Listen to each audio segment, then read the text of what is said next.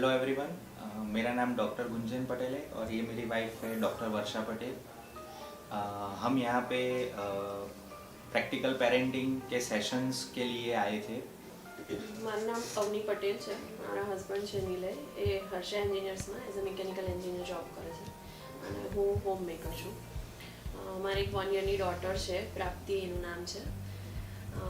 મેં ઓલરેડી મેઘાબેન ને પારસભાઈની સાથે ઘર સંસ્કારના સેશન્સ અટેન્ડ કરેલા છે, એટલે એડવાન્સમાં પેરેન્ટિંગનું થોડું ઘણું પ્લાનિંગ તો અમે એ દરમિયાન કરી જ લીધું હતું.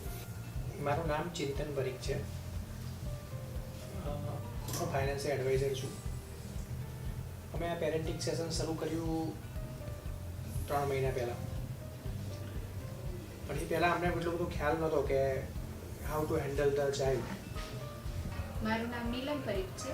હું હાઉસવાઈફ છું અને મારા 2 ચાઇલ્ડ છે, દર્શન અને માહી. અહીંયા પેરેન્ટિંગના સેશન ભર્યા પછી અમને ઘણો બધો ફાયદો થયો છે.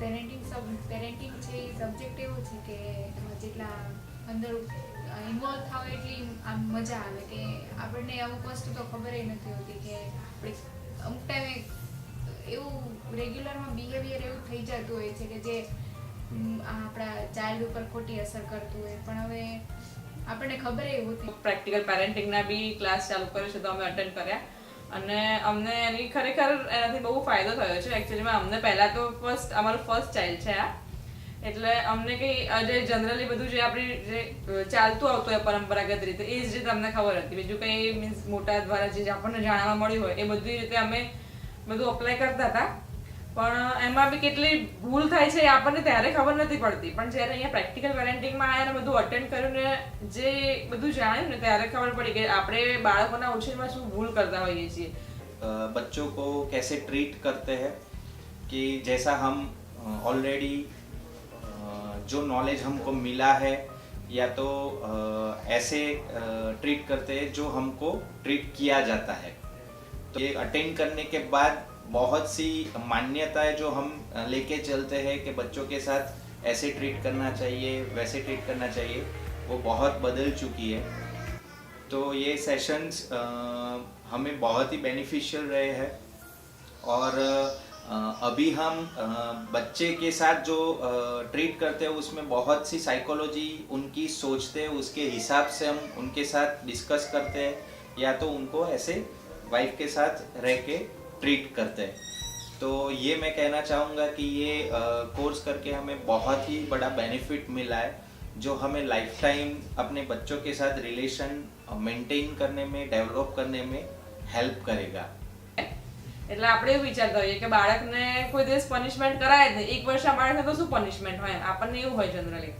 પણ અહીંયા એવું કીધું કે ભાઈ ના, અહીંયા એવું શીખવાડ્યું અમને કે ના ભાઈ ભલે બાળક 1 વર્ષનું છે પણ તો બી એને એના લેવલે તો પનિશમેન્ટ મળવી જ જોઈએ એમ. તો એના મનમાં એ ક્લેરિટી આવશે કે ભાઈ જો હું કંઈક એવું ભૂલ કરીશ તો મને પનિશમેન્ટ મળશે જ એમ. એટલે ધારો કે એ પછી કંઈ બી કરે ને કોઈ બી વસ્તુ માટે, અને અહીંયા અમને એવું કીધું હતું કે ભાઈ જો સૌથી મોટી બાળક માટે પનિશમેન્ટ શું કે એની મધર જે હોય એનાથી દૂર થઈ જવાનો અને ડર કે એની પનિશમેન્ટ વધારે રહે એમ.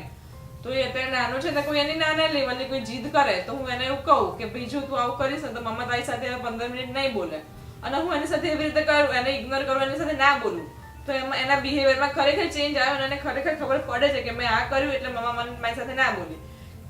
એટલે હવે હું એને કંઈ બી વસ્તુ હવે એ વસ્તુ એને ફરીવાર કરે ને તો એને પોતાને ખ્યાલ આવે છે કે હું આવું કરીશ તો કદાચ એ મમ્મા નહીં બોલે મારી સાથે. તો જો એને કદાચ એવી ભૂલ થઈ જાય ને એનાથી ફરીવાર, તો એ મારા ફેસ સામું જોઈને મારા એક્સપ્રેશન ચેક કરે છે.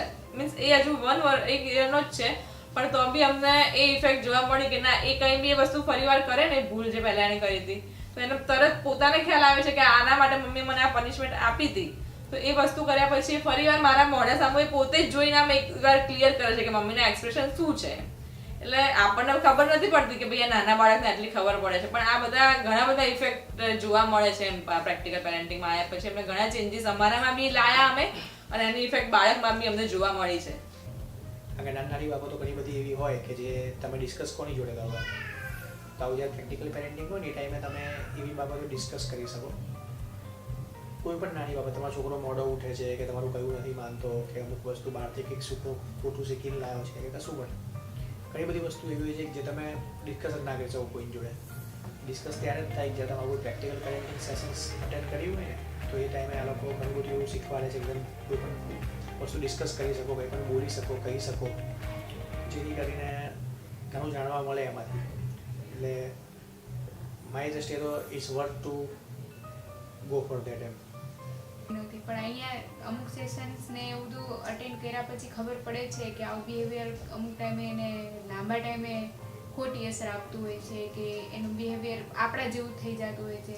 પછી આમ જ્યારે આવી ખબર પડે છે ને ત્યારે અહીંયા સેશન ભર્યા પછી ખબર પડે છે કે આવું અમુક ટાઈમે ખોટું બિહેવિયર ના કરવું જોઈએ. એટલે આવા સેશન્સને લીધે હેલ્પ મળે છે કે બાળકને સમજીએ, એની રીતે વિચારતા આપણે શીખીએ.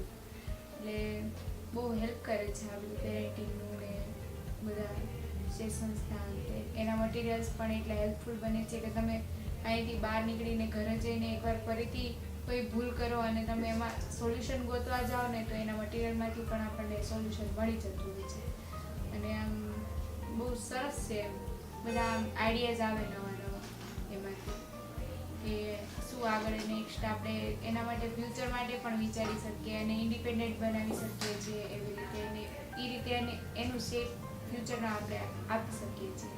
એટલે આમ મજા આવી ગઈ આ જે 12 સેશન હતા એમાં કે આ લોકો સાથે આપણે કેવી રીતે કોઓર્ડિનેટ કરી શકીએ, છોકરાઓ સાથે નાના હોય કે ગમે તેવા મોટા હોય. એટલે આમ ઇઝી પડી જાય છે એ લોકો સાથે, થોડુંક આપણું બિહેવિયર પણ સુધરી જાય છે એવું લાગે છે. એટલે સારું છે, હેલ્પફુલ છે આપણા માટે. એટલે સારું છે, ફાઇન. જ્યારે મેં પ્રેક્ટિકલ પેરેન્ટિંગ સ્ટાર્ટ કર્યું અને એ દરમિયાનની અંદર જ અમારા બાળકમાં એક હતું અમારે કે છે ને કોઈ જ્યારે એને કપડાં બદલાવાના થાય, સવારે કપડાં પહેરાવીએ તો હંમેશા એ છે ને કોઈ ભાગી જાય અને આમ આપણે રિસ્પોન્સ ના આપે. પછી એ વાત કરી તો એમને અમને જે પ્રમાણે સલાહ આપી એ પ્રમાણે કર્યું કે મેં એને છે ને કપડાં સિલેક્ટ કરવા આપ્યા કે ભાઈ તિલક તું છે ને કહું જેમાંથી કપડાં સિલેક્ટ કર અને છે ને કહું તું જે સિલેક્ટ કરીશ ને એ જ તને પહેરાઈશ. તો એને જાતે એને સિલેક્ટ કર્યા અને પછી પહેરવાનું સ્ટાર્ટ કર્યું તો એ ઝડપથી કપડાં પહેરી લેતો હતો. એક બહુ મોટો ચેન્જ જોવા મળ્યો. પછી એટલે કંઈ પણ વસ્તુ શીખવાડ્યું હોય ને તો એકદમ ઇઝી થઈ ગયું એના માટે કે અલગ અમે એને ચોઈસ આપીએ દરેક વસ્તુની અંદર કે તારે આમ કરવું છે કે આમ કરવું છે. તો આ તો ઝડપથી નિર્ણય લઈ લે છે અને એના કારણે કોઈ પણ વસ્તુની અંદર બહુ સરળતા રહે છે. तो अल्टीमेटली इट मेक्स मी काम कि ये मुझे and it broaden my mind in parenting. मुझे कुछ नहीं पता था, अभी मुझे इतनी सारी चीज़ें पता है कि ठीक है बच्चे को ऐसी सिचुएशन है तो उसमें ऐसे हैंडल करना है, उसके साथ कम्युनिकेटिंग करना है, उसके साथ बातें करनी है, कुछ स्किल उसमें उसको काम करने देना, उसमें स्किल डेवलप करना है. तो मैंने देखा है अभी 1 साल की मेरी बच्ची काफ़ी समझती है, वो ज़्यादा एक्टिव है. मैं जब उसको बोलती हूँ तो वो सुनती है, उसको पता है कि मम्मा को अच्छा नहीं लग रहा है ये, तो मुझे ये नहीं करना है. जस्ट 1 year old एंड ये वो सारी चीज़ें समझती है. तो मेरा एक्सपीरियंस बहुत अच्छा रहा है पेरेंटिंग का. और मैं सबको बोलूँगी कि हर पेरेंट्स को ये वर्कशॉप एक बार अटेंड करना चाहिए क्योंकि कुछ चीज़ें आपको नहीं पता होती, नहीं समझ में आती. आपको बहुत इसको अटेंड करने के बाद आपको वो समझ में आएगा कि ये इतनी इजी है और हम इसमें कितना वो फ्रस्ट्रेटेड हो जाते हैं, बच्चे को समझ नहीं पाते हैं. तो it will be very helpful.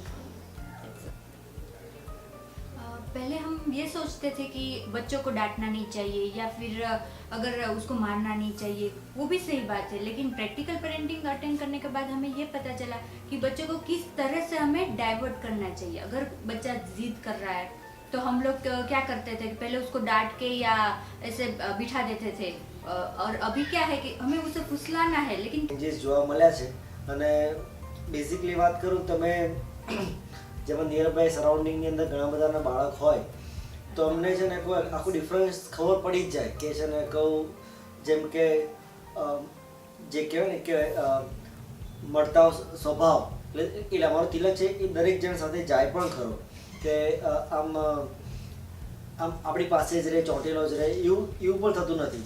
એ સમજે વસ્તુને ધારો કે ચાલતા શીખ્યો હતો પણ એવું નહીં કે ગમે તેમ દોડ જ કરે.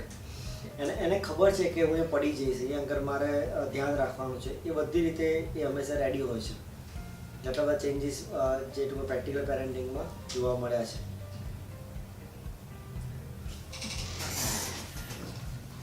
पता चला कि पेरेंटिंग भी एक सब्जेक्ट है जो समझना जरूरी है. सिर्फ माँ बाप बनना वही पेरेंटिंग नहीं होता है. इसके अलावा इसमें सबसे बड़ी जानकारी जो समझने वाली चीज़ ये है कि हमें बच्चा क्या है वो जानने को मिला, उससे काफ़ी स्ट्रॉन्ग कनेक्ट महसूस हुआ. और हाँ, उसके हर बिहेवियर का मतलब क्या होता है वो पहले हमें समझ नहीं थी, लेकिन वो बिहेवियर ऐसा क्यों कर रहा है वो जानने को मिला.